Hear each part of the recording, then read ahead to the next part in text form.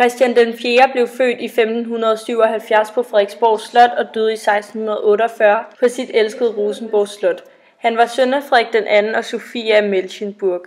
Efter Frederik den 2. døde i 1588 blev Danmark ledet af en formynderregering, og først i 1595 besluttede rigsrådet at krone den unge prins Christian. Christian den 4. var en stor mand, og med årene voksede han. Christian den 4. havde en stor kærlighed for magt. Derfor førte han en masse krige, hvoraf mange af slagene var mod Sverige og handlede primært om, hvem der ejede hvilke jord i Norden. Da han som meget ung blev kronet til kongen, havde Christian en vældig god personøkonomi. Alt, hvad landet tjente via tolden i Øresund, gik direkte til kongen. Han havde ejet penge af sin far, kong Frederik den 2. I starten af 1600-tallet startede striden om Norden. Christian den 4. erobrede den svenske by Kalmar, hvorefter Kalmarkrigen startede. Sverige og Danmark var meget lige, og krigene endte i en fredsforhandling, hvor Sverige fik toldfrihed i Øresund. Det skulle dog vise sig, at Christian den 4. senere brød denne aftale.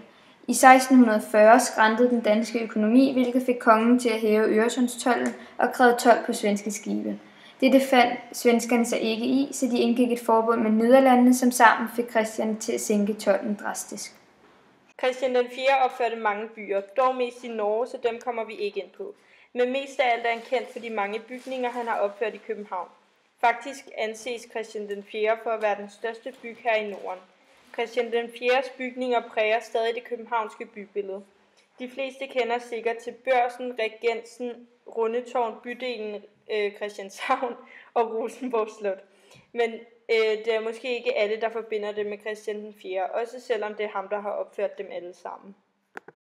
Børsen er en af Danmarks ældste bygninger og blev opført i 1619 og stod færdig i 1623. I det første år blev stueetagen brugt som en handelsplads. Børsen blev blandt andet bygget for at gøre København til et rigtig storby, og det krævede altså en børs. Som tidligere nævnt tabte Christian den 4. mange penge, og dette gjorde, at han ikke havde råd til sine bygninger og var nødt til at leje dem ud. Dette var også tilfældet for Børsen, og den blev lejet ud til Jakob Madsen, som senere købte den af Christian, der fortsat var i pengenød. Senere er Børsen gået frem og tilbage mellem kongehuset og private, og i dag ejes bygningen af Dansk Erhverv. Børsen var den første bygning, der blev fredet i Danmark, og I kender sikkert bygningen på den spir, der er udsmykket med 4 dragehaler. Spiret skulle efter sigende beskytte Børsen mod angreb og brand. En anden rigtig kendt bygning af Christian den 4. er det knap 42 meter høje tårn Rundetårn. Tårnet, der ligger i Indre By, blev påbegyndt i 1637 og stod færdigt i 1642. Som I måske ved, hænger tårnet i dag sammen med en anden kendt bygning af Christian den 4., Trinitatiskirken, men kirken blev altså først bygget færdig i 1656. Rundetårn var originalt bygget som et observatorium til at kigge på stjerner. Rundetårn er ikke mere et observatorium, der bliver brugt af videnskabsmænd, men amatører og gæster kan stadig benytte Rundetårn til at kigge på stjerner. Der har også engang været bibliotekssal i tårnet, og H.C. Andersen var en af dem, der flittigt benyttede sig af dette. Bydelen Christianshavn blev som tidligere nævnt også opført af Christian den 4. Her er navnet Christianshavn. Kongen påbegyndte byen i 1617.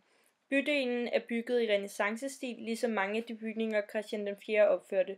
Børsen, Rosenborg Slot og mange andre. Christianshavn er inspireret af italiensk renæssancestil, og det ses ved, at alt er indordnet under geometriske principper. Bydelen ligger på en kunstig ø, men er dog ikke 100% geometrisk, men den har et geometrisk gadenet. Hvis man ser på et kort over Christianshavn, er det ret tydeligt at se, at det ikke er tilfældigt, hvordan bydelen ser ud. Dens volde er for eksempel ekstremt skarpe og symmetriske.